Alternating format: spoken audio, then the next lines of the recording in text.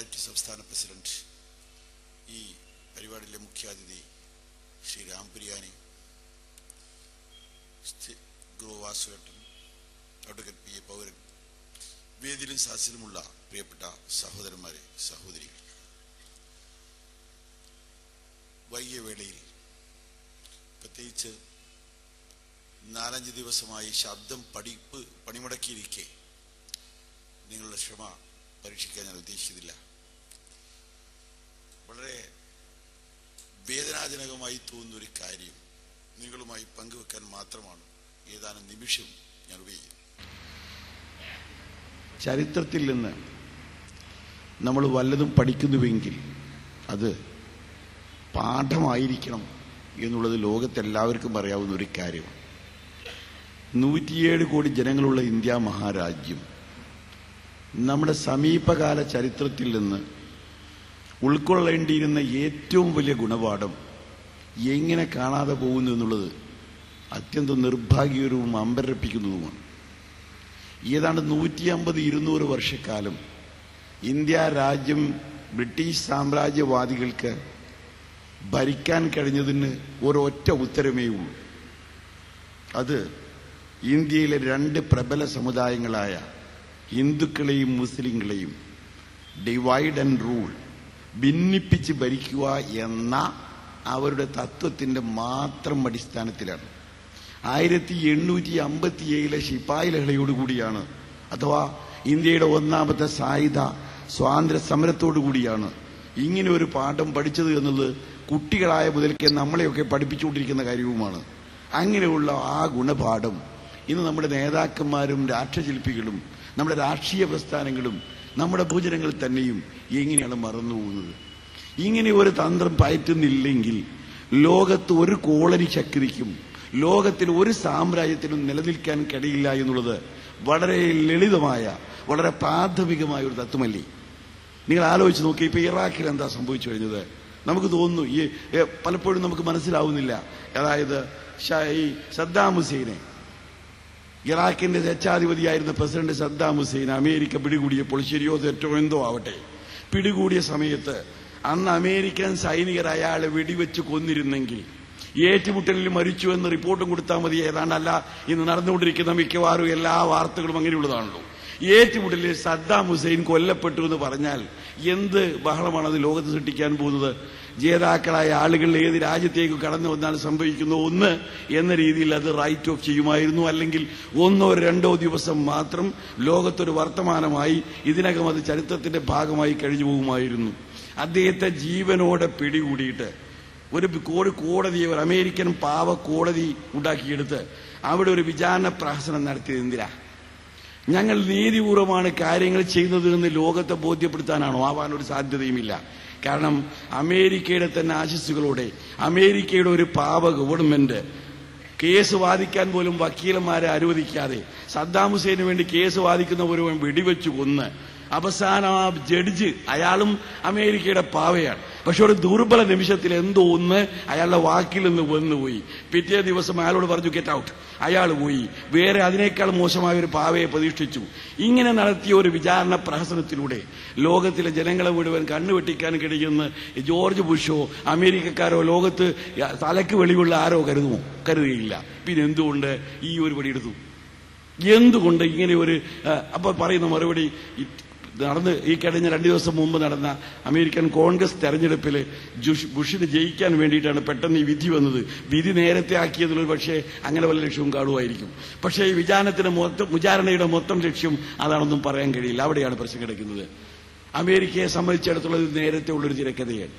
വളരെ നേരത്തെ ആസൂത്രണം ചെയ്ത ഒരു സാമ്രാജ്യത്വ തന്ത്രമാണ്. അത് മറ്റൊന്നുമല്ല.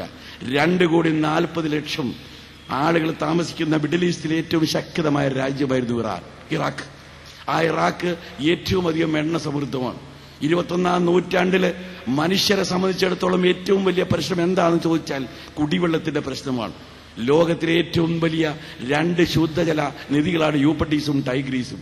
അങ്ങനെ നിൽക്കുന്ന ഈ ഇറാഖിനെ എന്നേക്കുമായി പിടിച്ചു വിടുകണമെങ്കിൽ ഒരൊറ്റ തന്ത്രം മാത്രമേ പറ്റാൻ ബാക്കിയുള്ളൂ എന്ന് അമേരിക്കക്ക് അറിയാമായിരുന്നു.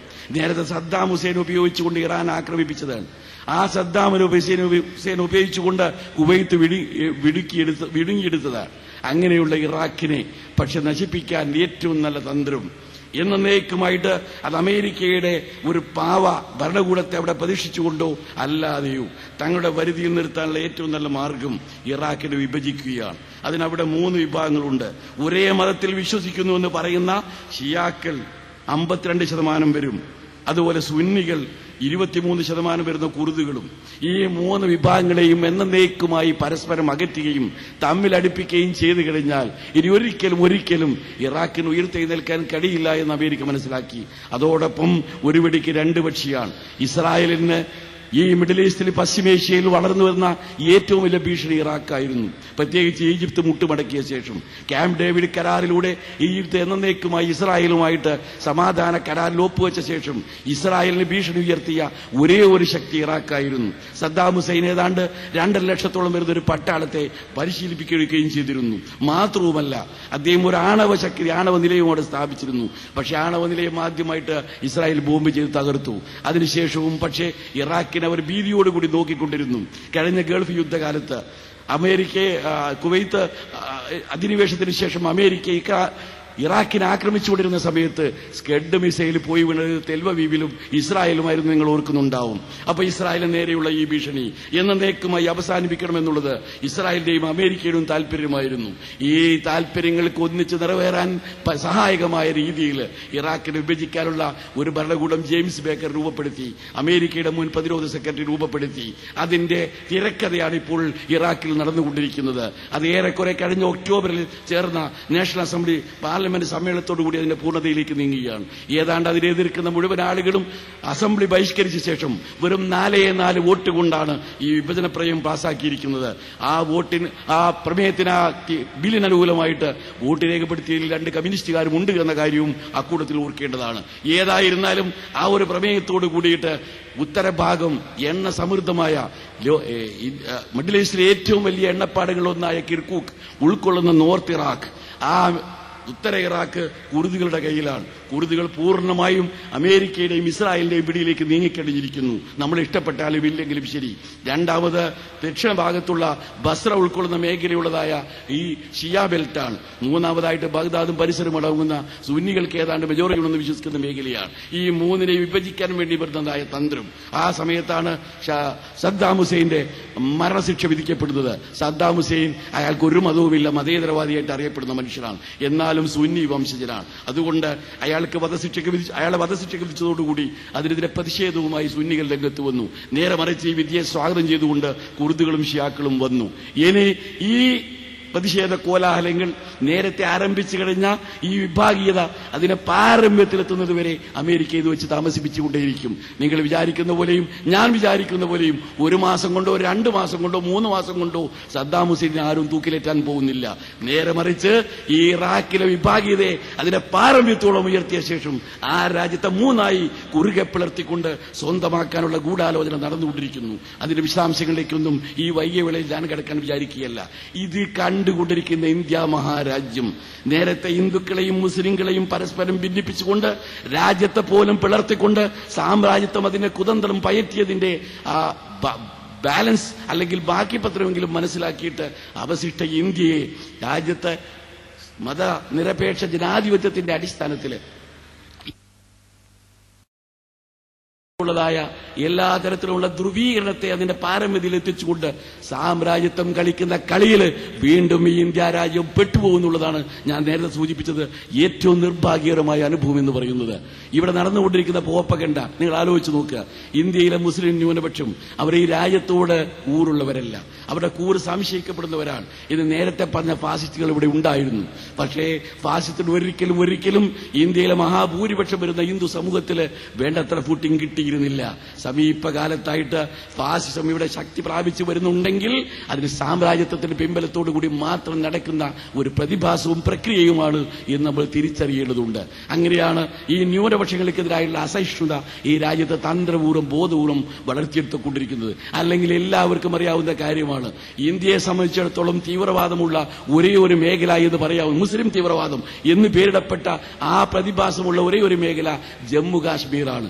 ജമ്മു കാശ്മീരിൽ കാശ്മീരിൽ തീവ്രവാദമെന്നും ഭീകരവാദമെന്നും പറയപ്പെടുന്ന ഈ വിഘടനവാദം ശക്തി പ്രാപിച്ചതിന് ശേഷം പല ഭാഗങ്ങളിൽ നിന്നും, അഫ്ഗാനിസ്ഥാനിൽ നിന്ന്, ഇറാനിൽ നിന്ന്, ഇറാഖിൽ നിന്ന്, അറേബ്യയിൽ നിന്നൊക്കെ അവിടെ വളണ്ടിയർമാരോ അല്ലെങ്കിൽ മിലീഷ്യയോ വന്നിട്ട് ഈ ഭീകരവാദികളൊപ്പം നിൽക്കുന്നുവെന്ന് നമ്മുടെ ഏജൻസികൾ തന്നെയാണ് നമ്മോട് പറയുന്നത്. പക്ഷേ റെസ്റ്റ് ഓഫ് ഇന്ത്യയിൽ നിന്ന്, ഇന്ത്യയുടെ മറ്റേതെങ്കിലും ഭാഗത്ത് നിന്ന് ഒരൊറ്റ മുസ്ലിമും കാശ്മീരിൽ പോയിട്ട് അവിടെ അട്ടിമറിക്കോ തീവ്രവാദത്തിനോ കൂട്ടുന്നതായിട്ട് ഇന്ന് വരെയും അബദ്ധവശാൽ പോലും ഒരു റിപ്പോർട്ട് വന്നിട്ടില്ല എന്ന കാര്യം നമ്മൾ തിരിച്ചറിയണം. അതിന്റെ അർത്ഥം എന്താണെന്ന് ചോദിച്ചാൽ, ഇന്ത്യയിലെ ഏതെങ്കിലും അർത്ഥത്തിൽ ഒരു തീവ്രവാദം മുസ്ലിമിന്റേതായി ബ്രാൻഡ് ചെയ്യപ്പെടുന്നുണ്ടെങ്കിൽ അത് കാശ്മീരിലാണ്. ഈ കാശ്മീർ പ്രശ്നമാവട്ടെ സാമ്രാജ്യത്വത്തിന്റെ ബാക്കി പത്രമാണ്. 1947 ആഗസ്റ്റ് 15 ഈ രാജ്യം സ്വാതന്ത്ര്യം നേടുന്ന സമയത്ത് പരിഹരിക്കപ്പെടേണ്ടതായ പ്രശ്നമായിരുന്നു. പക്ഷേ എന്നേക്കുമായി ഇന്ത്യ ഉപഭൂഖണ്ഡത്തിലേക്ക് കടന്നു വരാൻ വേണ്ടിയിട്ട് സാമ്രാജ്യത്വം സൃഷ്ടിച്ചെടുത്ത ആ വലയിൽ നമ്മൾ ഇന്നും അകപ്പെട്ടിരിക്കുന്നു. അങ്ങനെ ഇന്ത്യയിലും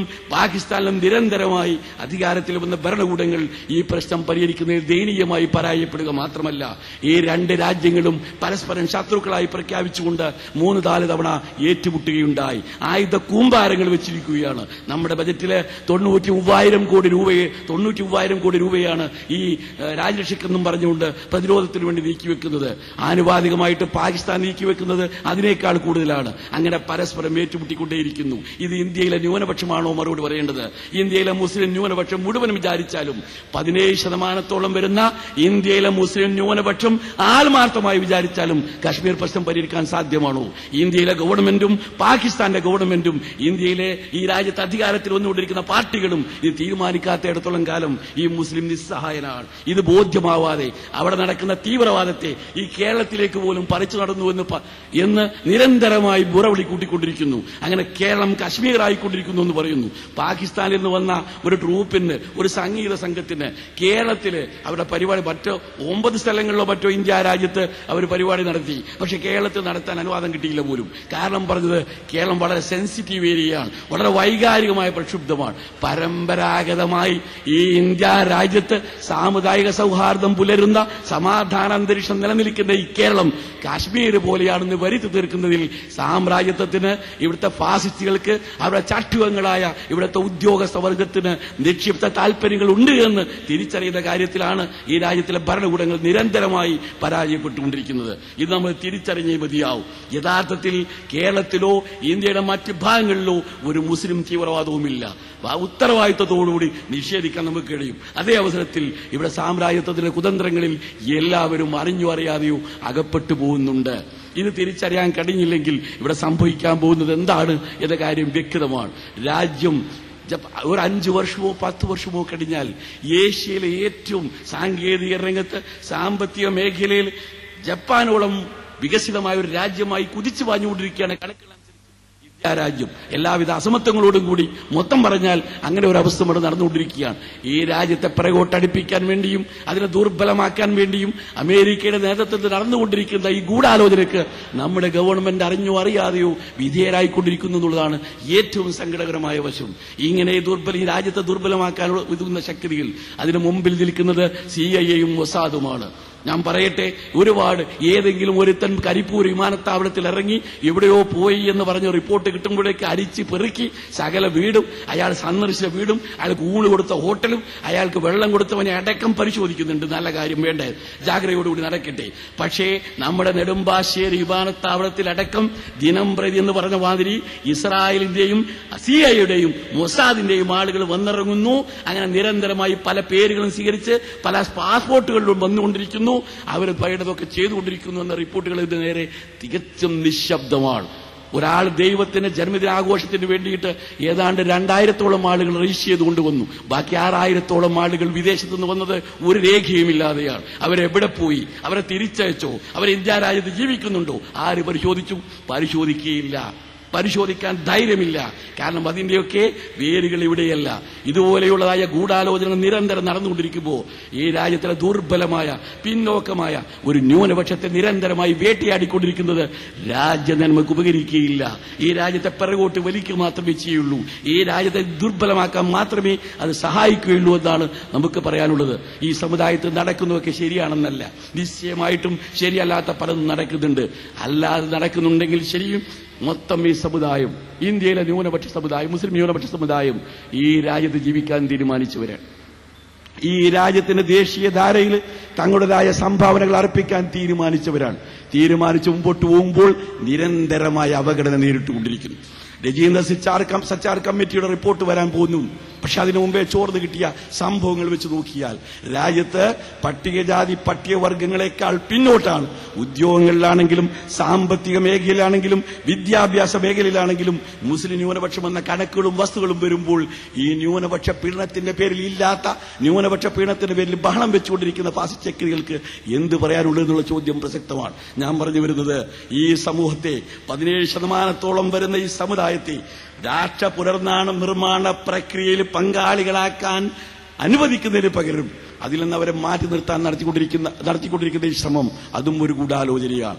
ഈ സമൂഹം എങ്ങാണ്ട് രാഷ്ട്ര നിർമ്മാണ പ്രക്രിയയിൽ പങ്കെടുത്തിരുന്നെങ്കിൽ, അതിനവർക്ക് അവസരം നൽകിയിരുന്നെങ്കിൽ ഇന്ന് ഈ രാജ്യം ഞാൻ നേരത്തെ സൂചിപ്പിച്ച പോലെ മറ്റെല്ലാ സമൂഹങ്ങളോടൊപ്പം ലോകത്തിലെ സമ്പന്ന രാജ്യങ്ങളോടൊപ്പം തികച്ചും വികസിതമായ ഒരു മേഖലയിലേക്ക്, ഒരു തലത്തിലേക്ക് അത് പോയേനെ. അതിനൊന്നും അവസരം നൽകാതെ നടന്നുകൊണ്ടിരിക്കുന്ന ഈ കുതന്ത്രങ്ങളും ഗൂഢാലോചനകളും അതിനെ വിജയിപ്പിക്കാൻ വേണ്ടിയാണ് ഇവിടുത്തെ വിഭാഗീയ ശക്തികൾ പ്രവർത്തിച്ചുകൊണ്ടിരിക്കുന്നത്. എല്ലാറ്റിനും അപ്പുറത്ത് ആത്യന്തികമായ ഒരു തീവ്ര ദേശീയ വികാരം ഇവിടെ വളർത്തപ്പെട്ടുകൊണ്ടിരിക്കുന്നു എന്നുള്ളതാണ്. 1920യുടെ തുടക്കത്തിലെ രാഷ്ട്രീയ സ്വയം സേവക സംഘം രൂപീകരിച്ച് പ്രവർത്തനം ആരംഭിച്ചത് മുതൽ അവർ വികസിപ്പിച്ചെടുത്തിരിക്കുന്ന ഭ്രാന്തമായ ദേശീയത, 1ഉം 2ഉം ലോകമഹായുദ്ധങ്ങൾ ആ ദേശീയതയുടെ ഫലമായിരുന്നു. അത്തരത്തിലുള്ള ഭീകരമായ ഒരു ദേശീയതയെ ഇവിടെ വളർത്തിയെടുക്കുകയും അങ്ങനെ ഭൂരിപക്ഷ മനസ്സുകൾ അത് കലുഷമാക്കിക്കൊണ്ടിരിക്കുകയും ചെയ്യുന്നുണ്ട്. 1960കളുടെ തുടക്കത്തിൽ ഞാൻ അവസാനിപ്പിക്കാൻ പോവുകയാണ്. 1960കളുടെ തുടക്കത്തിൽ ഡൽഹിയിൽ ചേർന്ന മൗലാന അബുൽ കലാം ആസാദ് സ്മാരക പ്രഭാഷണ പരമ്പരയിലെ മുഖ്യ പ്രാസംഗികൻ പ്രൊഫസർ ആൾഡോൾഡ് ടോയൻബി ആയിരുന്നു. ലോകപ്രശസ്തനായ ദാർശനികൻ. അദ്ദേഹത്തിന്റെ പ്രസംഗം മുഴുവൻ ഭാരതവും ഏകലോക ഗവൺമെന്റും എന്ന പേരിലുള്ള ആ പ്രസംഗത്തിലെ മുഖ്യമായ ഊന്നൽ ലോകത്ത് സമാധാനം സ്ഥാപിതമാവണമെന്നുണ്ടെങ്കിൽ ഈ ദേശീയതയുടെ ദ്രംഷ്ടങ്ങൾ നമ്മൾ പരിച്ചെറിഞ്ഞേ മതിയാവൂ. ഭീകരമായി ദേശീയത വളർന്നു വരാൻ അനുവദിച്ചാൽ ലോകസമാധാനം കിട്ടാക്കനിയാവും എന്ന് അദ്ദേഹത്തെ പോലെയുള്ളവരെ കൊണ്ട് പറയിപ്പിച്ച സാഹചര്യം ഈ രാജ്യത്ത് വീണ്ടും വന്നുകൊണ്ടിരിക്കുകയാണ്. അതായത് ഒരു ഭ്രാന്തമായ ദേശീയത. ഇവിടുത്തെ ബിംബങ്ങളെയും ഇവിടുത്തെ പാരമ്പര്യങ്ങളെയും ഒക്കെ അന്ധമായി പൂജിച്ചേ പറ്റൂ. അതിനപ്പുറത്ത് എത്ര അഴിമതി കാട്ടിയാലും, എത്ര കടൽ കൊള്ള നടത്തിയാലും, പകൽ കൊള്ള നടത്തിയാലും അതൊക്കെ ദേശസ്നേഹത്തിന്റെ പട്ടികയിൽ വരും. ഞാൻ നേരത്തെ പറഞ്ഞു, 90,000 കോടിയോളം രൂപ ആയുധങ്ങൾക്ക് വേണ്ടിയും പ്രതിരോധത്തിന് വേണ്ടിയും ചെലവഴിക്കുന്നു. പക്ഷെ യഥാർത്ഥ പ്രതിരോധ രംഗത്തേക്ക് എത്ര വരുന്നു, ബാക്കി എത്ര കീശയിലേക്ക് പോകുന്നു എന്നതിനെപ്പറ്റി ഇപ്പോൾ ഒരു പരാമർശം പോലും യഥാർത്ഥത്തിൽ ആവശ്യമില്ലാത്തതാണ്. ഇതാണ് ഇവരുടെ ദേശസ്നേഹം. പക്ഷെ അവിടെയൊന്നും നടക്കുന്നില്ല. അതുമാത്രമല്ല, ഈ രാജ്യത്തേക്ക് അനധികൃതമായിട്ട് പാകിസ്ഥാൻകാരനോ ഇന്ത്യയുടെ ശത്രുവോ കടന്നു വരുന്നുണ്ടെങ്കിൽ അത് കടന്നു വരുന്നത് നെടുമ്പാശ്ശേരിയിലൂടെയല്ല, കരിപ്പൂരിലൂടെയല്ല, അഴിമതിയിലൂടെയാണ്, കൈക്കൂലിയിലൂടെയാണ്. ഈ കൈക്കൂലിയെ നിയന്ത്രിക്കാൻ കഴിയാതെ, ഈ അഴിമതിയെ നിയന്ത്രിക്കാൻ കഴിയാതെ ഈ രാജ്യത്തെ രാജ്യസ്നേഹം പ്രസിച്ചതുകൊണ്ടൊരു കാര്യവുമില്ല. പക്ഷേ ഇവിടെ സംഭവിച്ചുകൊണ്ടിരിക്കുന്ന വിചിത്രമായ അനുഭവം, ഈ രാജ്യത്ത് അഴിമതിക്കെതിരെ പൊരുതുന്ന, ഈ രാജ്യത്തെ കൈക്കൂലിക്കെതിരെ പൊരുന്ന, രാജ്യത്തെ ധാർമ്മികവും മാനവികവുമായ ഒരു പരിവർത്തനത്തിന് വേണ്ടി നിലകൊള്ളുന്ന പ്രസ്ഥാനങ്ങളെ പ്രതിക്കൂട്ടിൽ നിർത്തുകയും നേരെ മറിച്ച് ഈ അഴിമതിയുടെ ഗുണഭോക്താക്കളായ പ്രസ്ഥാനങ്ങൾക്ക് ദേശസ്നേഹത്തിന്റെ സർട്ടിഫിക്കറ്റ് കൊടുക്കുകയും ചെയ്യുന്ന ഒരു മഹാവിചിത്രമായ വൈരുദ്ധ്യത്തെ നമ്മളിവിടെ കാണുകയാണ്. ഇതിനെതിരായിട്ട് പൊരുതിയേ തീരൂ. ഈ വികാരത്തിനെതിരായിട്ട് മാനവികതയിൽ ഊന്നി നിൽക്കുന്ന, മതനിരപേക്ഷ ജനാധിപത്യ മാനവിക സംസ്കാരത്തിൽ ഊന്നി നിൽക്കുന്ന, ധാർമ്മിക പ്രതലങ്ങളിൽ ഊന്നി നിൽക്കുന്ന ഒരു മാറ്റത്തിന് വേണ്ടി നമ്മൾ പൊരുതിയേ മതിയാവും. നിശ്ചയമായും വർഗീയതയെ വർഗീയത കൊണ്ടോ തീവ്രതയെ തീവ്രത കൊണ്ടോ നേരിടാൻ നമുക്ക് ഒക്കുകയില്ല. വികാരവിക്ഷുബ്ധരായി അല്ലെങ്കിൽ നിരാശരായി അല്ലെങ്കിൽ അമർഷം കൊണ്ട് നമ്മൾ പ്രതികരിക്കാൻ പോയാൽ അത് ഭ്രാന്താണ്, ആത്മഹത്യയാണ്. അതുകൊണ്ട് രാജ്യത്തിലെ മതന്യൂനപക്ഷങ്ങളാണെങ്കിലും മറ്റെല്ലാ തരത്തിൽപ്പെട്ട മനുഷ്യ സ്നേഹികളാണെങ്കിലും പൊരുതേണ്ടത് സാമ്രാജ്യത്വത്തിന്റെയും പാശത്തിന്റെയും ഈ കൂട്ടുകെട്ടിൽ നിന്ന് രാജ്യത്തെ മോചിപ്പിച്ചെടുക്കാൻ, ഇവിടെ സൃഷ്ടിക്കപ്പെടുന്ന അവിശ്വാസത്തിന്റെ അന്തരീക്ഷം അവസാനിപ്പിക്കാൻ, അസഹിഷ്ണുത മനുഷ്യ മനസ്സുകളിൽ നിന്ന് മാറ്റിയെടുക്കാൻ, മൂല്യാധിഷ്ഠിതമായ ഒരു പരിവർത്തനത്തിന് വേണ്ടിയാണ്, ഒരു വിപ്ലവത്തിന് വേണ്ടിയാണ്. ആ രംഗത്തേക്ക് കടന്നു വന്ന സോളിഡാരിറ്റിക്ക് എല്ലാവിധ അഭിവാദ്യങ്ങളും ഒരിക്കൽ കൂടി അർപ്പിച്ചുകൊണ്ട് ഞാൻ ഇവിടെ അവസാനിപ്പിക്കുന്നു.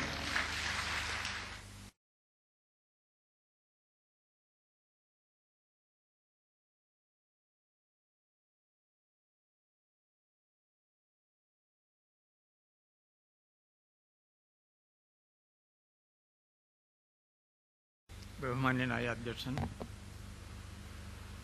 അബ്ദുൽ ഹമീദ് വാണിയമ്പലം, അൽക്ക അമീർ, നമ്മുടെ മുഖ്യ അതിഥി ഡോക്ടർ രാംപുരിയാനി, ഒ അബ്ദുറഹ്മാൻ സാഹിബ്, പൗരൻ നൌഷാദ് മുജീബ് റഹ്മാൻ, ബഹുമാന്യരായ മുസ്ലിം സഹോദരന്മാരെ, പ്രിയപ്പെട്ട സുഹൃത്തുക്കളെ, ഈ വൈകിയ വേളയിൽ ഒരു പ്രഭാഷണം ആവശ്യമില്ല.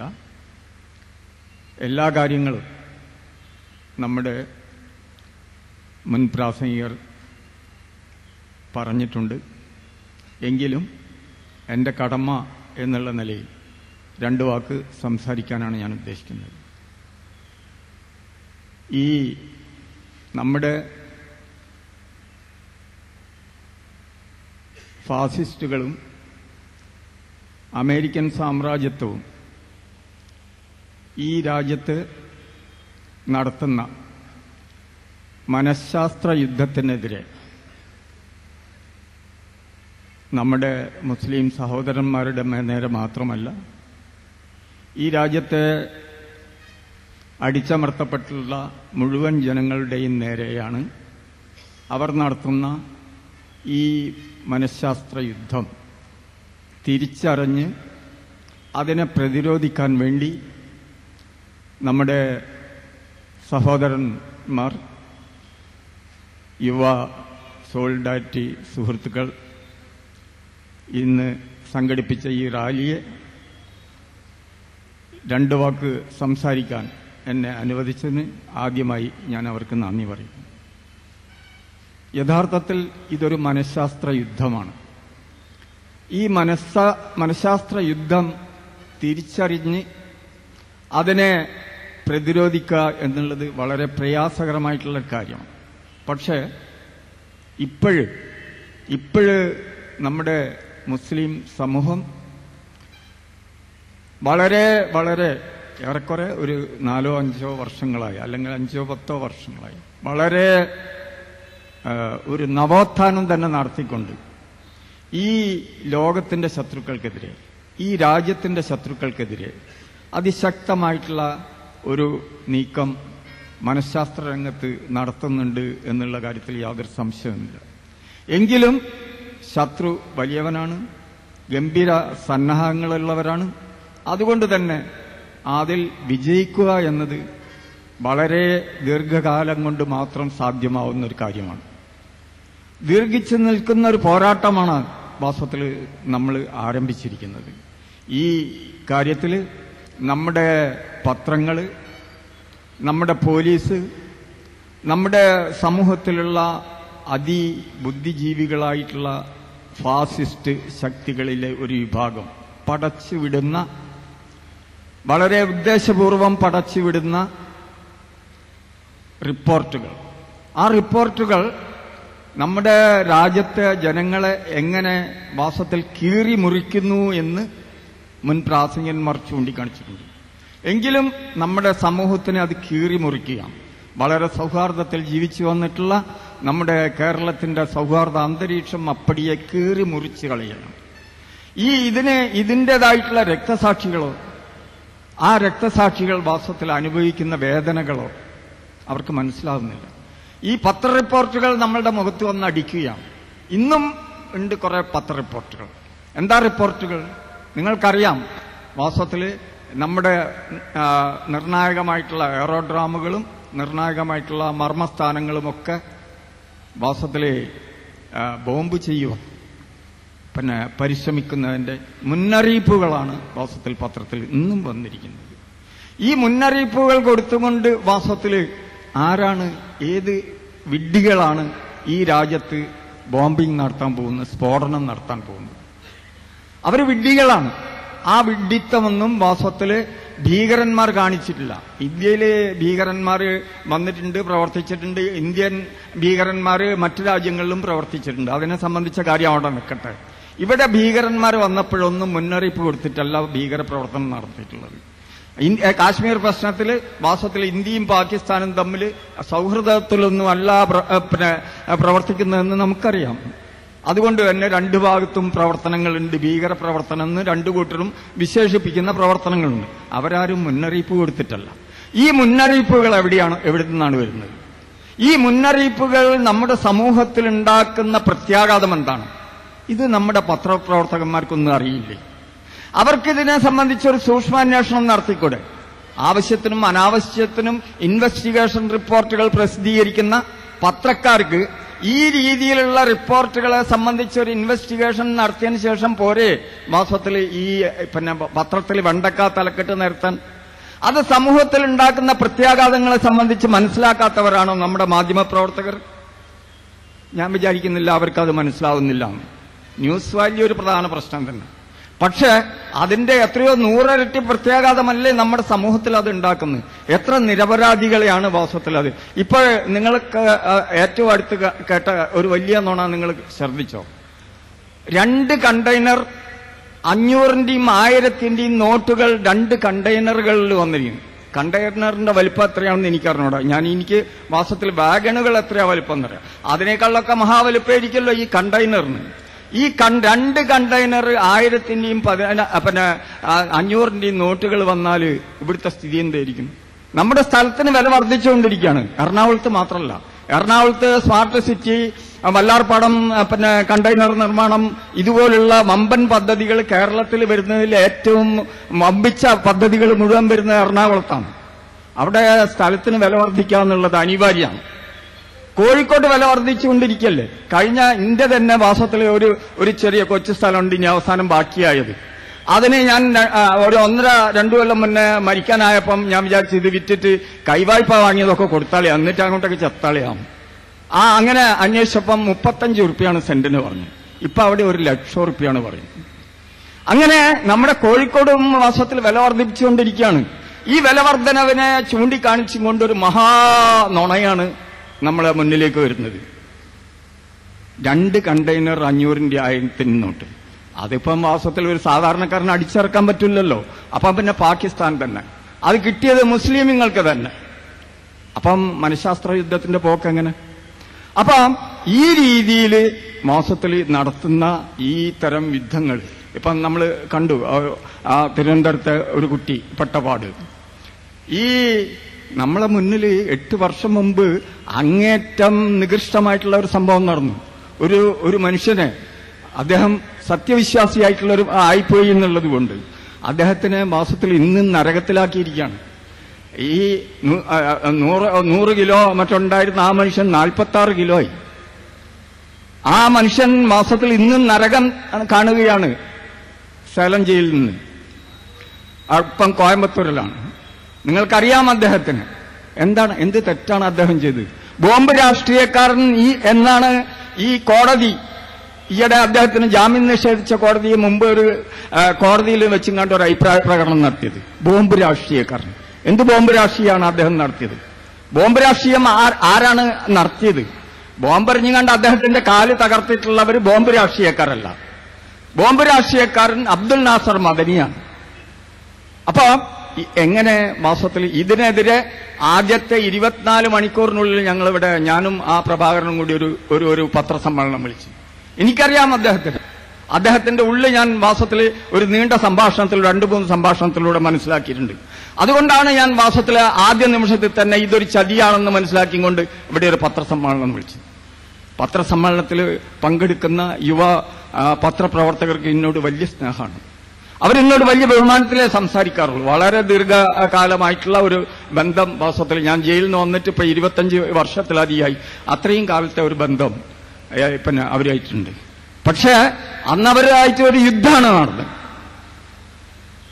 ബ്രെയിൻ വാഷിന് സാധാരണക്കാരൻ മാത്രമല്ല ബാധകമാവുന്നത്, അവർ വിധേയരാവുന്നത്.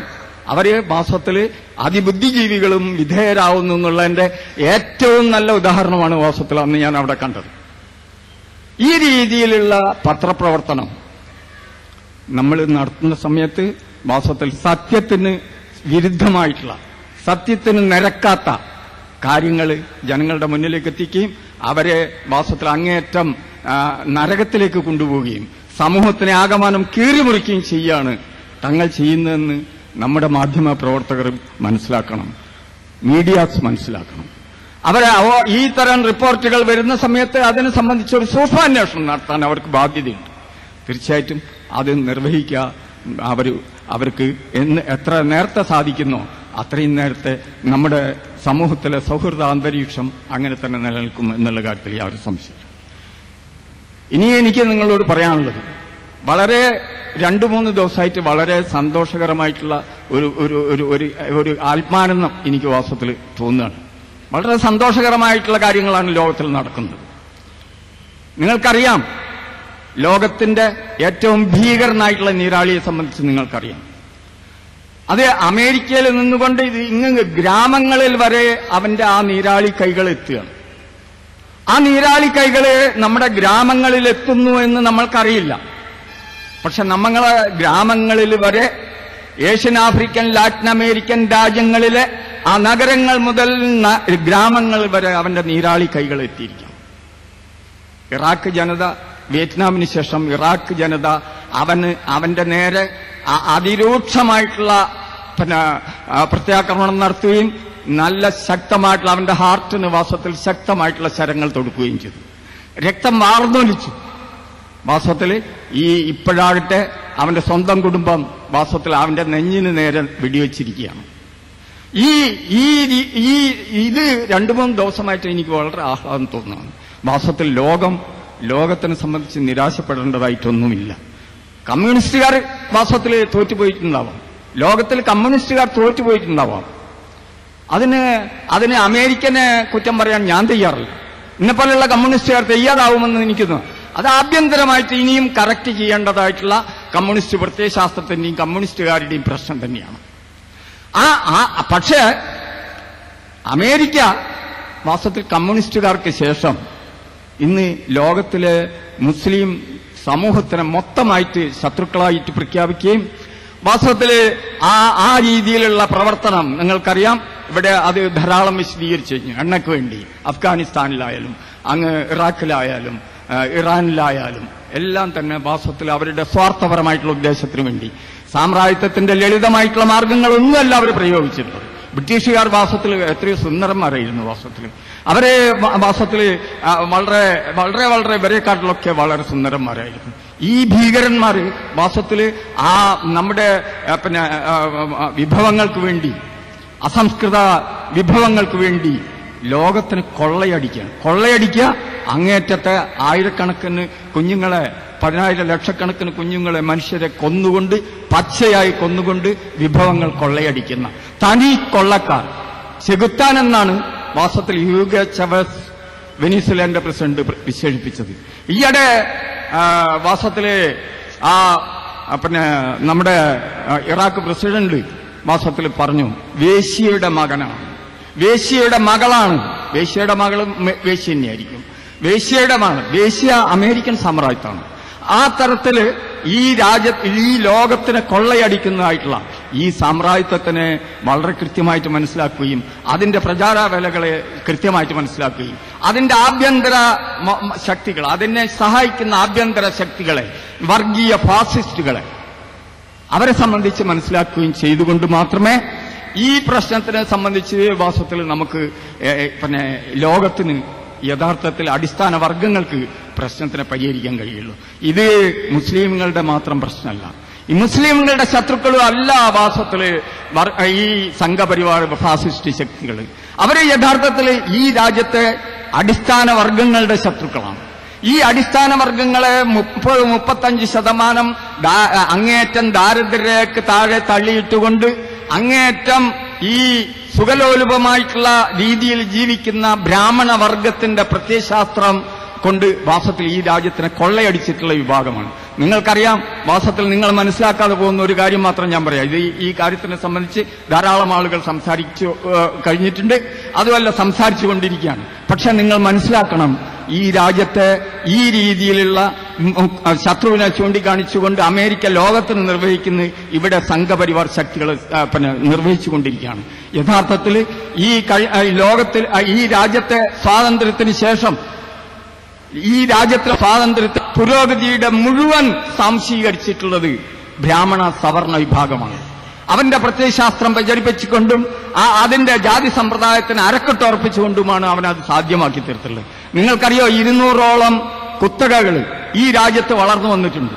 1940കളിലും 50കളിലും മാസത്തില് 4 കുത്തകളാണ്ടായി. ഇതിൽ 40% ഇന്ന് ബ്രാഹ്മണർക്ക് കച്ചവടത്തിൽ ഇടപെടാൻ പാടില്ല. അവര് മാസത്തില് അവരുടേതായിട്ടുള്ള നിർവഹിക്കേണ്ടതായിട്ടുള്ള കടമകൾ എഴുതി വച്ചിട്ടുണ്ട്. അതിന് പകരം അവരിന്ന് യഥാർത്ഥത്തിൽ ഇന്ത്യൻ കുത്തകളാണ്. ഈ ഇന്ത്യൻ കുത്തകളിലെ 40% അത് മാസത്തിൽ വൈശ്യർക്ക് വേണ്ടിയുള്ള വൈശ്യര് താഴോട്ടേക്ക് പോയി. ഈ രീതിയിൽ ഈ രാജ്യത്തിനെ കൊള്ളയടിച്ചുകൊണ്ട്, ഈ രാജ്യത്തെ ഭൂരിഭാഗത്തിനെ കൊള്ളയടിച്ചുകൊണ്ട്, മുസ്ലിമിനെയും പിന്നോക്കക്കാരനെയും ദലിതനെയും കൊള്ളയടിച്ചുകൊണ്ട്, അവരെ റോഡിലേക്ക് എറിഞ്ഞുകൊണ്ട് വമ്പിച്ച കൊള്ളകൾ നടത്തിക്കൊണ്ട് 100 കണക്കിന് 1000 കോടികൾ സമ്പാദിച്ച് ലോകത്തിലെ ഏറ്റവും വലിയ സമ്പന്നരായി മാണരുളുന്ന ഈ ബ്രാഹ്മണ സവർണ വിഭാഗത്തിന്റെ ഇതായിട്ടുള്ള ഒരു ഭരണകൂടം, അതിന്റെ മേൽപ്പുര, ആ മേൽപ്പുരക്ക് വേണ്ടിയിട്ടുള്ള പ്രത്യയശാസ്ത്രപരമായിട്ടുള്ള വാസത്തിൽ പ്രവർത്തനമാണ് നടന്നുകൊണ്ടിരിക്കുന്നത്.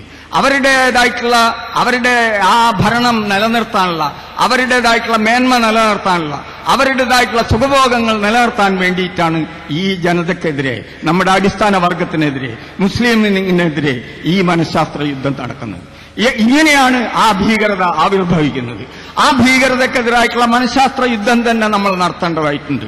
ആ മനഃശാസ്ത്ര യുദ്ധം മാസത്തിൽ നടത്താൻ വേണ്ടിയിട്ടുള്ള അതീവ ജാഗ്രത വാസ്തവത്തിൽ നമ്മുടെ മുസ്ലിം സമൂഹം പ്രകടിപ്പിച്ചുകൊണ്ടിരിക്കുന്നു എന്നത് അതീവ സന്തുഷ്ടകരമായിട്ടുള്ളൊരു കാര്യം. 8 വർഷം മുമ്പ് തന്നെ ആ മദനി സാഹിബിനെ അകത്താക്കിയ സമയത്ത് തന്നെ നമ്മൾ ഉയർത്തെഴുന്നേൽക്കേണ്ടതായിരുന്നു. ആ ഉയർത്തെഴുന്നേൽപ്പിന്റെ അങ്ങനെ ചെയ്തിരുന്നുവെങ്കിൽ ഈ മനുഷ്യനെ 8 വർഷക്കാലം ഈ രീതിയിൽ മാസത്തിൽ മൃഗീയമായി ജയിൽ പീഡനത്തിന് വിധേയമാക്കാൻ സാധ്യമാവില്ലായിരുന്നു. അതുകൊണ്ട് എന്തായാലും എനിക്ക് അവസാനമായിട്ട് നിങ്ങളോട് പറയാനുള്ളത്, ശത്രുവാൽ ആക്രമിക്കപ്പെടുന്ന ഒരു ചീത്ത കാര്യമല്ല. ശത്രുവാൽ ആക്രമിക്കപ്പെടുന്നത് വാസ്തവത്തിൽ ചിലപ്പം അതൊരു നല്ല കാര്യം കൂടിയാണ്. ശത്രുവാൽ നമ്മൾ ആക്രമിക്കപ്പെടുന്ന സമയത്ത് മാത്രമാണ് നമ്മളുടെ ആന്തരിക ഊർജം നമ്മൾക്ക് പ്രകടിപ്പിക്കാൻ കഴിയുന്നത്. ഇറാഖ് ജനതയ്ക്ക് അവരുടെ 1000 നീണ്ടുന്ന സംസ്കാരത്തിന്റെ ഊർജം മുഴുവൻ പ്രകടിപ്പിക്കാൻ കഴിഞ്ഞത് അമേരിക്കൻ സാമ്രാജ്യത്തിൻ്റെതായിട്ടുള്ള ഈ അന്യായമായിട്ടുള്ള യുദ്ധം മുന്നോട്ട് വന്നപ്പോഴാണ്. തങ്ങൾ വാസത്തിൽ ഊർജ്ജസ്വലരാണെന്ന് ആ ജനത മനസ്സിലാക്കിയത്. വിയറ്റ്നാമിലെ ജനതയും അവരുടേതായിട്ടുള്ള ഊർജം പ്രകടിപ്പിച്ചത് ശത്രുവാൽ ആക്രമിക്കപ്പെട്ടപ്പോഴാണ്. അവർ ഐക്യപ്പെട്ടതപ്പോഴാണ്. അതേമാതിരി തന്നെ ഈ ശത്രുവിൻ്റെതായിട്ടുള്ള ഈ ആക്രമണങ്ങൾ നമ്മുടെ അടിസ്ഥാന വർഗത്തിനെ യോജിപ്പിക്കുകയും മുന്നോട്ട് കൊണ്ടുപോവുകയും ചെയ്യും. ഈ നാട്ടിലെ കമ്മ്യൂണിസ്റ്റുകാർക്ക് അത് മനസ്സിലാക്കാൻ കഴിഞ്ഞില്ല. പക്ഷെ അവരത് മനസ്സിലാക്കാൻ പോവുകയാണ്. ഈ രാജ്യം അവരുടേതായിട്ടുള്ള ശുപാർശയൊന്നും കൂടാതെ തന്നെ, ഈ റിവിഷനിസ്റ്റുകളുടെ ശുപാർശയൊന്നും കൂടാതെ തന്നെ ഈ രാജ്യം മുന്നോട്ട് പോകുമെന്നും ഈ രാജ്യത്തെ അടിസ്ഥാന വർഗം സത്യങ്ങൾ മനസ്സിലാക്കുമെന്നും അവർ മനസ്സിലാക്കാനിരിക്കുകയാണ്. തീർച്ചയായിട്ടും നമ്മൾക്ക് മുന്നോട്ട് പോകേണ്ടതുണ്ട്. സഖാക്കളെ, മുസ്ലിം സഹോദരന്മാരെ, നമുക്ക് മുന്നോട്ട് പോകേണ്ടതുണ്ട്. മനഃശാസ്ത്രപരമായിട്ടുള്ള യുദ്ധം തന്നെയാണ്, അതിന് പ്രതിരോധിക്കുന്ന യുദ്ധം തന്നെയാണ് നമ്മൾ നടത്തേണ്ടത്. ഗോയിബൽസിന് വിജയിക്കാൻ കഴിഞ്ഞിട്ടില്ല. 100 നുണ വാസ്തവത്തിൽ ആവർത്തിച്ചാൽ, ഒരു നുണ 100 തവണ ആവർത്തിച്ചാൽ അതൊരു സത്യമാകുമെന്നുള്ള ഗോയിബൽസിന്റെ സിദ്ധാന്തം വാസ്തവത്തിൽ കുറച്ചൊക്കെ പ്രായോഗികമായിരുന്നു. അതങ്ങനെ അവർ വിജയിക്കുകയും ചെയ്തു. പക്ഷെ അവസാന വിജയം ജനങ്ങളുടേതായിരുന്നു. അതുകൊണ്ട് തന്നെ എനിക്ക് നിങ്ങളോട് പറയാനുള്ളത്, ഇവർ വാസ്തവത്തിൽ ആ രീതിയിലുള്ള അവരുടേതായിട്ടുള്ള ആക്രമണങ്ങൾ നടക്കട്ടെ. തീർച്ചയായിട്ടും അത് നമ്മളെ യോജിപ്പിക്കാനും അവരെ അവസാനമായി തകർക്കാനും വാസ്തവത്തിൽ നമുക്ക് സാധ്യമാകാവുന്ന രീതിയിൽ നമ്മളെ അത് ഒന്നിപ്പിക്കുന്നു എന്നുള്ള കാര്യത്തിൽ എനിക്ക് യാതൊരു സംശയമില്ല. ഇത്തരം ഒരു യോഗം ഇവിടെ സംഘടിപ്പിച്ചതിൽ ഇതിന്റെ ഭാരവാഹികൾക്ക് ഒരിക്കൽ കൂടി അഭിവാദ്യങ്ങൾ നേർന്നുകൊണ്ട്, നിങ്ങൾക്കെല്ലാവർക്കും ഊഷ്മളമായ അഭിവാദ്യങ്ങൾ നേർന്നുകൊണ്ട് ഞാൻ അവസാനിപ്പിക്കുന്നു. ലാൽസല.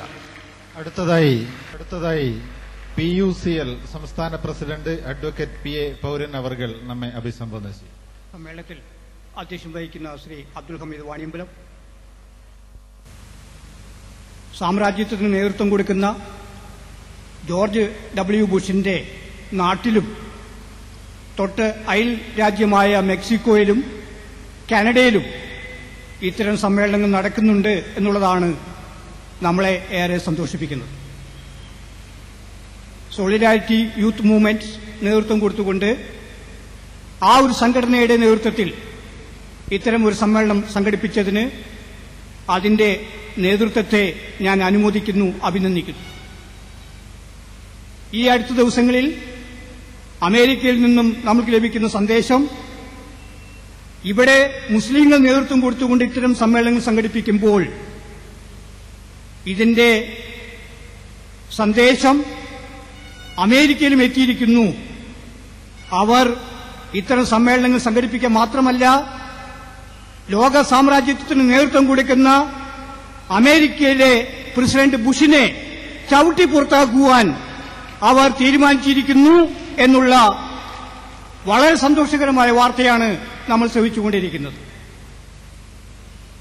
ജോർജ് ഡബ്ല്യു ബുഷ് ഇറാഖിനെ ആക്രമിക്കുമ്പോൾ 2003 മാർച്ച് 20 ആക്രമിക്കുമ്പോൾ അദ്ദേഹം പറഞ്ഞു, the road to peace is through Baghdad.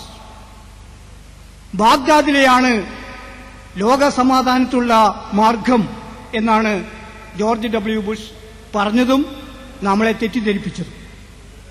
ഇപ്പോൾ അദ്ദേഹം പറയുന്നു, ഇറാഖിൽ എടുത്ത നടപടി, ഇറാഖിനെ നശിപ്പിക്കുവാൻ എടുത്ത സൈനിക നടപടി തെറ്റായിപ്പോയി എന്ന് അദ്ദേഹം പറയുന്നു. പക്ഷേ അതിന് കൊടുക്കേണ്ടി വന്ന വിലയാണ് എന്നെപ്പോലെയുള്ള മനുഷ്യാവകാശ പ്രവർത്തകരെ ഇത്തരം സമ്മേളനങ്ങളിലേക്ക് വിളിച്ചു വരുത്തിയത് എന്ന് ഞാൻ പറയാൻ ആഗ്രഹിക്കുകയാണ്. അമേരിക്കയുടെ കണക്കനുസരിച്ച് 2837 സൈനികർ ഇതിനകം ഇറാഖിൽ മരിച്ചു വീണിരിക്കുന്നു. 2000-ൽ പരം സൈനികരെ കാണാതെ പോയിരിക്കുന്നു. 21,000 നിസ്സഹായരായ സൈനികർ, യാതൊരു കുറ്റവും ചെയ്യാത്ത നിരപരാധികളായിട്ടുള്ള സൈനികർ ഭ്രാന്ത് പിടിച്ച് അവർ അമേരിക്കയിലേക്ക് മടങ്ങിയിരിക്കുന്നു. 6 ലക്ഷം ഇറാഖികളെ സൈനികാക്രമണത്തിൽ കൊന്നൊടുക്കിക്കൊണ്ടാണ് ഇപ്പോൾ അമേരിക്കൻ പ്രസിഡന്റ് ബുഷ് ലോക ജനതയോട് ഒരു ക്ഷമാപണം പറഞ്ഞിരിക്കുന്നത്. ഇത് സാമ്രാജ്യത്വത്തിന്റെ ഒരു തന്ത്രം മാത്രമായിട്ടാണ് നമുക്ക് കാണാൻ സാധിക്കുക. അല്പമെങ്കിലും ആർജവമുണ്ടെങ്കിൽ വിയറ്റ്നാമിൽ അമേരിക്കയ്ക്ക് പറ്റിയ പരാജയം മനസ്സിലാക്കിക്കൊണ്ട് ജോർജ് ഡബ്ല്യു ബുഷ് തീർച്ചയായിട്ടും ഇറാഖിൽ നിന്നും സൈന്യത്തെ പിൻവലിക്കുവാനാണ് തയ്യാറാകേണ്ടത്.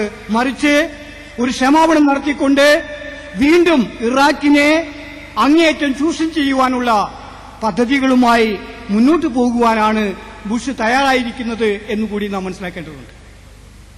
ഈ അടുത്ത കാലത്ത് ഇറാഖിലെ സർക്കാർ, പാവ സർക്കാർ, അവർ അവിടെ ചില സ്വകാര്യ ഓയിൽ കമ്പനികളുമായി ഉണ്ടാക്കിയിരിക്കുന്ന കരാറുകൾ, പ്രൊട്ടക്ഷൻ ഷെയറിംഗ് എഗ്രിമെന്റ്സ്, ഈ കരാറുകൾ അനുസരിച്ച് അടുത്ത 40 വർഷക്കാലത്തേക്ക് ഇറാഖിലെ മുഴുവൻ എണ്ണയുടെയും ലാഭം അമേരിക്കയ്ക്ക് കിട്ടുന്ന രൂപത്തിലാണ് ആ കരാറുകൾ തയ്യാറാക്കിയിരിക്കുന്നത്. അവിടത്തെ രാഷ്ട്രീയാധികാരം മാറിയാൽ തന്നെയും കരാറുകൾ നിലനിൽക്കുകയും അടുത്ത 40 വർഷക്കാലത്തേക്ക് $74 ബില്യൺ മുതൽ $174 ബില്യൺ വരെ ലാഭം കൊയ്യാൻ സാധിക്കുന്ന രൂപത്തിലുള്ള കരാറുകളാണ് അമേരിക്ക ഇറാഖിലെ പാവ സർക്കാരുമായി യോജിച്ചുകൊണ്ട് ഉണ്ടാക്കിയിരിക്കുന്നത് എന്ന് നാം തിരിച്ചറിയണം. ആ സംഖ്യ ഉപയോഗിച്ച് തന്നെയാണ് സദാം ഹുസൈന്റെ തലയ്ക്ക് വില പറഞ്ഞതും എന്നുകൂടി നാം തിരിച്ചറിയുമ്പോഴാണ് സാമ്രാജ്യത്വം എങ്ങനെയാണ് രാജ്യങ്ങളെ കൊള്ളയടിക്കുന്നതും അവിടെ അത്തരം കൊള്ളകൾക്ക് എതിർക്കുന്ന സാധാരണ ജനങ്ങളെ കൊന്ന് അല്ലെങ്കിൽ കൊല ചെയ്ത് ആ രാജ്യത്തെ കീഴ്പ്പെടുത്തുകയും ചെയ്യുന്നത് എന്നുകൂടി നമുക്ക് മനസ്സിലാക്കാൻ സാധിക്കും. ഇത് ഇപ്പോൾ അതിനെതിരെയുള്ള ഒരു ഉയർത്തെഴുന്നേൽപ്പ് ലാറ്റിൻ അമേരിക്കൻ രാജ്യങ്ങൾ ആരംഭിച്ചു കഴിഞ്ഞു. വെനസ്വേല, അതേപോലെ ബൊളീവിയ, പെറു, നിക്കോഗരെ പോലെയുള്ള രാജ്യങ്ങളിൽ അമേരിക്കയ്ക്കെതിരായി ശക്തമായ പ്രതിഷേധങ്ങളും പ്രതിരോധങ്ങളും ഉയർന്നു കഴിഞ്ഞു. അമേരിക്കൻ സർക്കാരിനോട് കൂറുണ്ടായിരുന്ന ഗവൺമെന്റുകളെ പുറത്താക്കുവാനും അവിടുത്തെ ജനങ്ങൾക്ക് സാധിച്ചിരിക്കുന്നു. തീർച്ചയായിട്ടും ഞാൻ നിങ്ങളോട് പറയുന്നു, അടുത്ത ഊഴം ഇന്ത്യയുടേതാണ്. അമേരിക്കയിലും ലാറ്റിൻ അമേരിക്കയിലും ഇസ്രായേലിൽ പോലും 39% ജനങ്ങൾ അമേരിക്കയുടെ കടന്നാക്രമണങ്ങൾ എതിർക്കുമ്പോൾ 62% കാനഡയിലെ ജനങ്ങൾ അമേരിക്കയ്ക്കെതിരായിട്ട് വോട്ട് രേഖപ്പെടുത്തുമ്പോൾ മെക്സിക്കോയിലെ 59% ജനങ്ങൾ അമേരിക്കയ്ക്കെതിരെ വോട്ട് രേഖപ്പെടുത്തുമ്പോൾ നമ്മുടെ ഇവിടെ 1992 ശേഷം ഇപ്പോഴത്തെ പ്രധാനമന്ത്രി മൻമോഹൻ സിംഗ് ഉൾപ്പെടെയുള്ളവർ അല്ലെങ്കിൽ ഇപ്പോഴത്തെ സർക്കാർ ഉൾപ്പെടെയുള്ള അല്ലെങ്കിൽ ഇപ്പോൾ സർക്കാർ നേതൃത്വം കൊടുക്കുന്ന കോൺഗ്രസ് ഉൾപ്പെടെയുള്ള രാഷ്ട്രീയ പാർട്ടികൾ അമേരിക്കയ്ക്ക് അനുകൂലമായ നിലപാടുകളാണ് സ്വീകരിച്ചുകൊണ്ടിരിക്കുന്നത്. അതുകൊണ്ട് തന്നെ ഇന്ത്യയിലെ ജനങ്ങൾ, പ്രത്യേകിച്ചും കേരളത്തിലെ ജനങ്ങൾ വിദ്യാഭ്യാസത്തിലും മറ്റ് സാംസ്കാരിക പ്രവർത്തനങ്ങളിലും ഏറ്റവും മുൻപന്തിയിൽ നിൽക്കുന്ന കേരളത്തിലെ ജനങ്ങൾ ഇത്തരം ഭരണാധികാരികൾക്കെതിരെ, ഭരണകൂടത്തിനെതിരെ ശക്തമായ പ്രതികരിക്കേണ്ട സമയം സംജാതമായിരിക്കുന്നു എന്നാണ് ഞാൻ നിങ്ങളെ ഓർമ്മിപ്പിക്കാൻ ആഗ്രഹിക്കുന്നത്. അമേരിക്കയിലും വിവിധ രാജ്യങ്ങളിൽ നടക്കുന്ന അമേരിക്കൻ സാമ്രാജ്യത്തിനെതിരായ പോരാട്ടം അതിന്റെ കൃത്യമായ കാര്യങ്ങൾ ബോധ്യപ്പെട്ടുകൊണ്ട് നമ്മൾ ഇന്ത്യയിലും പ്രത്യേകിച്ച് കേരളത്തിലും അമേരിക്കൻ സാമ്രാജ്യത്തിനെതിരായുള്ള സമരം വ്യാപിപ്പിക്കേണ്ടിയിരിക്കുന്നു. നിർഭാഗ്യവശാൽ ജനാധിപത്യം, സോഷ്യലിസം, മതേതരത്വം, സാമൂഹ്യനീതി ഇതിൽ അധിഷ്ഠിതമായ ഭരണഘടനയുണ്ട്, അതിൽ അധിഷ്ഠിതമായ ഒരു ഭരണകൂടം ഇവിടെ ഉണ്ട് എന്ന് പറയുമെങ്കിൽ തന്നെയും അതിനെതിരായി പ്രവർത്തിക്കുന്ന ഒരു ഭരണകൂടമാണ് ഇവിടെ നിലവിലിരിക്കുന്നത്. ജനാധിപത്യവും പോയി അത് സ്വേച്ഛാധിപത്യം പോലെ ഉള്ള രീതിയിൽ മാറിക്കൊണ്ടിരിക്കുന്നു. ജനാധിപത്യം പോയി എന്നുള്ളതിന് ഏറ്റവും വലിയ തെളിവാണ് കഴിഞ്ഞ തെരഞ്ഞെടുപ്പിൽ കോൺഗ്രസിന് ഭൂരിപക്ഷം കിട്ടിയാൽ സോണിയാഗാന്ധി പ്രധാനമന്ത്രിയാകും എന്ന് പറഞ്ഞുകൊണ്ടാണ് ഇലക്ഷൻ നേരിട്ടതെങ്കിൽ ഇവിടെ ഭരണം അല്ലെങ്കിൽ ഒരു സർക്കാർ രൂപീകരിക്കുവാനുള്ള മെജോറിറ്റി കിട്ടിയ ഭൂരിപക്ഷം കിട്ടിയപ്പോൾ അമേരിക്ക ഉൾപ്പെടുന്ന രാജ്യങ്ങളിലെ കോർപ്പറേഷൻസ്, ട്രാൻസ്നാഷണൽ കോർപ്പറേഷൻസ്, കോർപ്പറേറ്റ് ബോഡികൾ, റിലയൻസ് പോലെയുള്ള, ടാറ്റ പോലെയുള്ള ഇവിടെയുള്ള ദേശീയ കോർപ്പറേഷൻ കൂടി സംയോജിച്ചുകൊണ്ടാണ് കഴിഞ്ഞ 92 മുതൽ അമേരിക്കൻ സർക്കാരിനും സാമ്രാജ്യ ശക്തികൾക്കും ഏറ്റവും അധികം ഗുണങ്ങൾ ചെയ്ത, അവർക്ക് സഹായങ്ങൾ ചെയ്ത അന്നത്തെ ധനകാര്യ വകുപ്പ് മന്ത്രിയായിരുന്ന മൻമോഹൻ സിംഗിനെ പ്രധാനമന്ത്രിയാക്കിയത് എന്നുകൂടി തിരിച്ചറിയേണ്ടതുണ്ട്. പ്രധാനമന്ത്രിയാക്കുവാൻ വേണ്ടി ഏറ്റവും മോശമായ തന്ത്രമാണ് ഈ ശക്തികൾ കളിച്ചത് എന്നും കൂടി നാം തിരിച്ചറിയേണ്ടതുണ്ട്, മനസ്സിലാക്കേണ്ടതുണ്ട്. ബോംബെ സ്റ്റോക്ക് എക്സ്ചേഞ്ചിൽ സോണിയാഗാന്ധിയുടെ പേര് പ്രധാനമന്ത്രി സ്ഥാനത്തേക്ക് വരുമ്പോൾ സ്റ്റോക്ക് എക്സ്ചേഞ്ചിലെ സൂചിക താഴേക്ക് പോവുകയും മൻമോഹൻ സിംഗിന്റെ പേര് വരുമ്പോൾ സൂചിക മുകളിലേക്ക് പോവുകയും ചെയ്യുന്ന തന്ത്രമാണ് അമേരിക്ക ഉൾപ്പെടെയുള്ള ലോകത്തെ അല്ലെങ്കിൽ മൾട്ടിനാഷണൽ കോർപ്പറേഷൻ ഉൾപ്പെടെയുള്ള കളിച്ചത് എന്നും നമുക്ക് മനസ്സിലാക്കാൻ സാധിക്കും. അതിന്റെ ഏറ്റവും വലിയ പാരിതോഷികമാണ് കഴിഞ്ഞ PV നരസിംഹറാവുവിന്റെ കാലത്ത് ധനകാര്യ വകുപ്പ് മന്ത്രിയായിരുന്നുകൊണ്ട് ഇന്ത്യ അല്ലെങ്കിൽ അന്നത്തെ ഇന്ത്യ രാജ്യത്തെ പോലും പണയപ്പെടുത്തുവാൻ വേണ്ടി, ഇന്ത്യ രാജ്യത്തെ പണയപ്പെടുത്തുവാൻ പോലും തയ്യാറായ മൻമോഹൻ സിംഗ് ഇന്റർനാഷണൽ മോണിറ്ററി ഫണ്ടിന്റെ വാഷിംഗ്ടണിലെ ഒരു ഉദ്യോഗസ്ഥനായ, ബിസിനസ് എക്സിക്യൂട്ടീവായ, ഇന്നും IMFന്റെ പെൻഷൻ വാങ്ങിക്കൊണ്ടിരിക്കുന്ന, അതാണ് നമ്മൾ മനസ്സിലാക്കേണ്ട ഒരു വസ്തുത. IMFന്റെ പെൻഷൻ വാങ്ങുന്ന മൻമോഹൻ സിംഗിനെ ഉപയോഗിച്ചുകൊണ്ടാണ് ഇന്ത്യ രാജ്യത്തെ മുഴുവൻ അല്ലെങ്കിൽ നമ്മുടെ സമ്പാദ്യവും നമ്മുടെ റിസോഴ്സസും വിഭവങ്ങളും അമേരിക്കയ്ക്ക് അടിയറ വയ്ക്കുവാനുള്ള തന്ത്രങ്ങൾ ആവിഷ്കരിച്ച് നടപ്പാക്കിക്കൊണ്ടിരിക്കുന്നത്. അതിന്റെ ഫലമായിട്ടാണ് പെപ്സിയും കൊക്കോകോളയും പോലെയുള്ള കമ്പനികൾ ഇവിടെ നിലനിന്നുകൊണ്ടിരിക്കുന്നത്. ഇന്ന് ഏറ്റവും അധികം സാമ്രാജ്യത്തിന്റെ തീവ്രത, അതിന്റെ ഏറ്റവും വലിയ അപകടം, അതിന്റെ വിനകൾ ഏറ്റുവാങ്ങുന്നത് സമൂഹത്തിലെ താഴേക്കിടയിലുള്ള ജനങ്ങളാണ്. ഇന്ന് ഛത്തീസ്ഗഡ് പോലെയുള്ള സംസ്ഥാനത്ത് 40,000 കോടി രൂപയുടെ കരാറുകളാണ് വിദേശ കുത്തക കമ്പനികൾ കരസ്ഥമാക്കിയിരിക്കുന്നത്. ഇതിന് സഹായ സഹകരണം ചെയ്തുകൊണ്ടിരിക്കുന്ന ഒരു ഭരണകൂടമാണ് നമ്മുടെ രാജ്യത്ത് നിലനിൽക്കുന്നത്. ഇറാഖിന്റെ പേര് തന്നെ മാറ്റി ബാബിലോണിയ എന്നാക്കുവാൻ വേണ്ടിയിട്ടുള്ള ശ്രമത്തിലാണ് ബുഷ് ഏർപ്പെട്ടുകൊണ്ടിരിക്കുന്നത്. കാരണം ഇറാഖ് എന്നൊരു രാജ്യം നിലനിന്നു കഴിഞ്ഞാൽ എങ്ങനെ ആ ഇറാഖിനെ അമേരിക്ക കീഴ്പ്പെടുത്തി എന്നുള്ളത് നമ്മുടെ ചരിത്രം പഠിക്കുന്ന കുട്ടികൾ പിന്നീട് ചരിത്ര ക്ലാസുകളിലും അതേമാതിരി തന്നെ അവരുടെ റിസർച്ചിലും വിഷയമാക്കുമെങ്കിൽ അതിനെ പ്രതിരോധിക്കാൻ വേണ്ടി ഇറാഖിന്റെ പേര് ബാബിലോണിയ എന്നാക്കാനുള്ള ശ്രമത്തിലാണ് ബുഷ് ഏർപ്പെട്ടിരിക്കുന്നത്. അങ്ങനെയുള്ള ബുഷിനോട് ഐക്യദാർഢ്യം പ്രഖ്യാപിച്ചുകൊണ്ട് ബുഷിന്റെയും ഇസ്രായേലിന്റെയും സൈനിക നടപടികൾക്ക് പിന്തുണ കൊടുക്കുന്ന ഒരു ഭരണകൂടമാണ് നമ്മുടെ ഇന്ത്യ രാജ്യത്ത് നിലനിൽക്കുന്നത്. ആ ഭരണകൂടത്തെയും ബുഷിനുണ്ടായ അനുഭവം, ബുഷ് അമേരിക്കൻ ജനതയ്ക്കും ലോക ജനതയ്ക്കും എതിരായി തിരിഞ്ഞപ്പോൾ അമേരിക്കൻ ജനത ഈ ഇലക്ഷനിൽ കൂടി ബുഷിനെതിരായി കൃത്യമായി പ്രതികരിച്ചപ്പോൾ, കൃത്യമായി അവർ എതിരായി വോട്ട് രേഖപ്പെടുത്തിയപ്പോൾ ഇന്ത്യ രാജ്യത്ത് ഇന്ത്യയിലെ ബഹുഭൂരിപക്ഷം വരുന്ന സാധാരണ ജനങ്ങളെ, ആദിവാസികളെയും പട്ടികജാതിക്കാരെയും അതേപോലെ ന്യൂനപക്ഷങ്ങളെയും അടിച്ചമർത്തിക്കൊണ്ട് അവരുടെ വിഭവങ്ങൾ കൈയടക്കിക്കൊണ്ട് ഇവിടെയുള്ള കുത്തക കമ്പനികൾക്ക് വളരുവാനും വികസിക്കുവാനും നമ്മളെ ആവോളം ചൂഷണം ചെയ്യുവാനും അനുവദിച്ചുകൊണ്ടിരിക്കുന്ന, അതിനുവേണ്ടി ഭരണം നടത്തുന്ന ഈ ഭരണകൂടത്തെ അടിച്ച് പുറത്താക്കുവാൻ ഇലക്ഷനിൽ കൂടി അല്ലെങ്കിൽ മറ്റ് മാർഗങ്ങളിൽ കൂടി, സമരങ്ങളിൽ കൂടി അടിച്ച് പുറത്താക്കുവാൻ അല്ലെങ്കിൽ ചവിട്ടി പുറത്താക്കുവാൻ ഒരു ശക്തി വളർന്നു വരേണ്ടിയിരിക്കുന്നു. ആ ശക്തി ഇവിടെ മുമ്പ് സംസാരിച്ചവർ പറഞ്ഞതുപോലെ ലോകത്തെ സാമ്രാജ്യത്വ ശക്തികൾക്കെതിരെ മുസ്ലിങ്ങൾ മാത്രമല്ല അണിചേർന്നിരിക്കുന്നത്. ക്രിസ്ത്യാനികളും അതേമാതിരി ഹിന്ദുക്കളും മനുഷ്യത്വത്തിൽ വിശ്വസിക്കുന്ന, നൈതികതയിൽ വിശ്വസിക്കുന്ന, ധാർമ്മിക ബോധത്തിൽ അധിഷ്ഠിതമായ ഒരു സമൂഹത്തെ കാണുന്ന, മുൻകൂട്ടി കാണുന്ന അല്ലെങ്കിൽ സ്വപ്നം കാണുന്ന ലോകത്തെ മുഴുവൻ ജനതയും അമേരിക്കൻ സാമ്രാജ്യത്തിനെതിരെ ഇന്ന് രംഗത്തെത്തിയിട്ടുണ്ട്.